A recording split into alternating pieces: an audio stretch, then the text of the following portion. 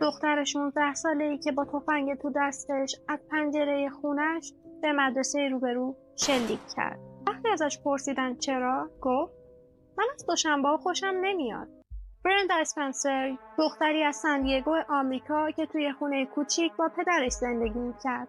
خانواده‌اش به هم ریخته بود. مادرش ترکش کرده بود و پدرش تقریباً بهش بی‌توجه بود. برندا مشکلات روانی، افسردگی شدید، بیخوابی و علاقه خیلی عجیبی به خشونت داشت.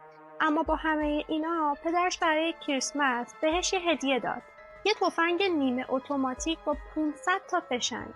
29 ژانویه 1979 صبح دوشنبه ساعت حدود 8 صبح برندا رفت پشت پنجره اتاقش، جایی که دقیقاً روبروی یه مدرسه ابتدایی بود. بچه‌ها داشتن وارد مدرسه می‌شدن و اون یهو شروع کرد به تیراندازی. توی چند دقیقه 2 نفر کشته شدن. مدیری که داشت بچه‌ها رو نجات میداد و یه ناظم. 8 تا بچه و یه افسر پلیس هم زخمی شدن.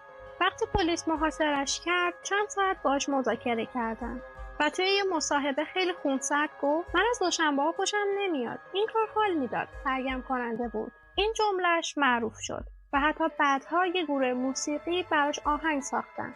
برندا کاری کرد که همه مردم دنیا با ترس به صبح دوشنبه نگاه کنن. وقتی دلیل یک قتل فقط یک روز هفته است، بدون که ماجرا تازه شروع شده.